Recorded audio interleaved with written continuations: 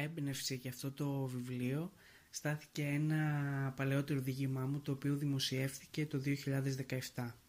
Κάποιους μήνες αργότερα μπήκα στη διαδικασία να μετατρέψω το διήγημα σε μυθιστόρημα. Το μυθιστόρημα για το οποίο μιλάμε σήμερα.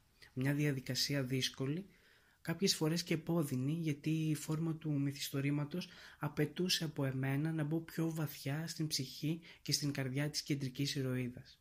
Στον πυρήνα λοιπόν της ιστορίας βρίσκεται η δύσκολη και τραγική ζωή μιας γυναίκας που μέχρι την τελευταία της ανάσα έμεινε πιστή στην καρδιά της και σημαία υπόσχεση.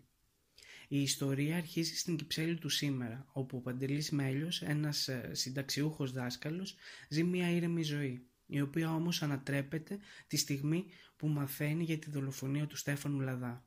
Από εκείνη τη στιγμή η ιστορία κινείται ανάμεσα στο χθες και στο σήμερα. Οι μνήμες ξυπνούν και ο Παντελής αποφασίζει να κλείσει τους ανοιχτούς λογαριασμούς του παρελθόντος. Τα πράγματα όμως δεν εξελίσσονται ακριβώς έτσι. Ένα μυστικό που έρχεται στο φως ανατρέπει τα δεδομένα.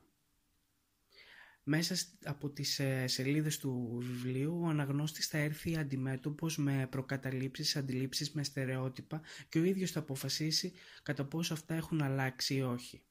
Αυτό που θα ήθελα εγώ σαν συγγραφέας του βιβλίου είναι να αναλογιστούμε όλοι τον τρόπο με τον οποίο συμπεριφερόμαστε απέναντι στη διαφορετικότητα, πόσο εύκολα την κρίνουμε και την τοποθετούμε στο περιθώριο.